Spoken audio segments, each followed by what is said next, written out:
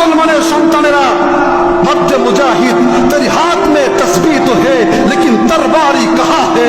ओ मर्द मुजाहिद, ओ मुसलमाনের সন্তানেরা মাথায় রাখো, রাসূলের সুন্নাত হিসাবে পকেটে তো মিসওয়াক রেখেছো, রাসূলের সুন্নাত হিসাবে পকেটে তো তুমি তাসবিহ রেখেছো, কিন্তু ও মর্দ মুজাহিদ দিলকে বুলন্দ করবার জন্য তোমার হাতের তরবারি কোথায়? তোমার হাতের তরবারি কোথায়? তোমার হাতের তরবারি নাই।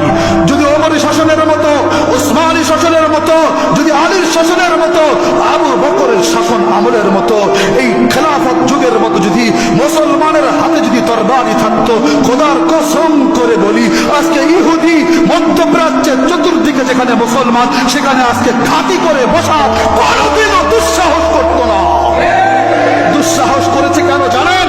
দুঃসাহস করেছে একমাত্র আমাদের মধ্যে খাপটি মেরে থাকা কিছু নামদারি মুনাফিক ওলামায়ে কেরাম, কিছু নামদারি মুনাফিক মুসলমানের কারণে, যারা জিহাদকে জঙ্গি বলে, যারা জিহাদকে উগ্রবাদ বলে, যারা জিহাদকে ফেসিবাদ বলে ফতুয়া লেখে উম্মতের সামনে বুঝিয়ে দিয়েছে যারা জিহাদ করে তারা শান্তি চায় না।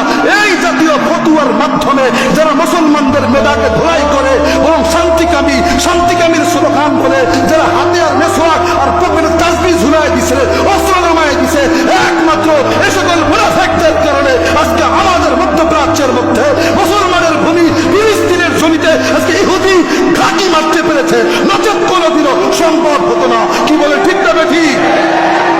এটার জন্য আমাদের মধ্যে থেকে কিছু কাপ্তি মারা মুনাফিকরাই হলো দায়ী। ও মুসলিম সমাজ, ও মুসলমান সমাজ, আল্লাহ রাব্বুল আলামিন কোরআনের মধ্যে বলেছেন আমিনু কামা আমানান নাস।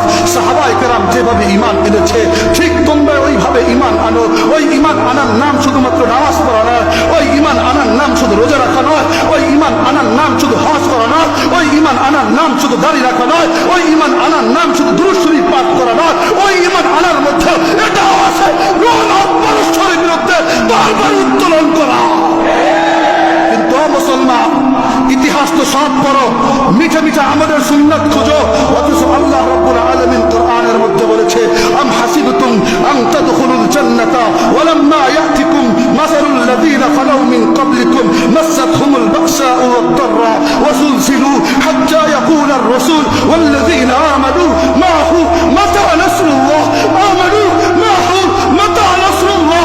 আল্লাহ পাক কোরআনে বলছে ও মুসলমানেরা তোমরা কি মনে করছো আম হাসিবতুম আন তাদখুলুল জান্নাতা, তোমরা কি জান্নাতে প্রবেশ করবে? ওয়ালাম্মা ইয়াতিকুম মাসালুল লাযীনা খালাউ মিন ক্বাবলিকুম, তোমাদের পূর্বে যারা এসেছিল তাদের সাথে যে অবস্থা হয়েছিল ওই অবস্থা তাদের সাথে যেটা হয়েছিল এটা তোমাদের সাথে হবে না। আর তোমরা হাতে তসবিহ আর হাতে মেসওয়াক নিয়ে আর রসমালাই আর মিঠা খেয়া তোমরা জান্নাতে প্রবেশ করবা। তোমরা এতটাই সহজ মনে করছো?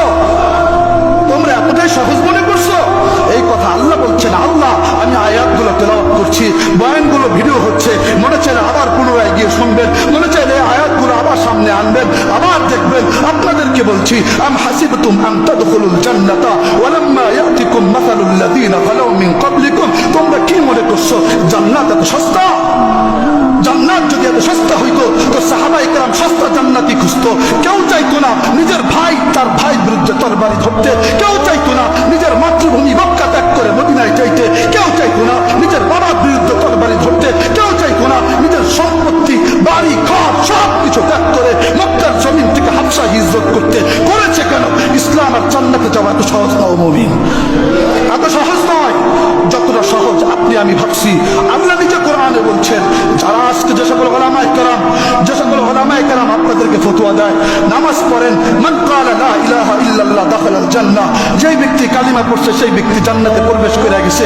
এই সস্তা মিঠাইওয়ালা হাদিস যারা আপনাদেরকে শোনান তারা আসলে হাদিস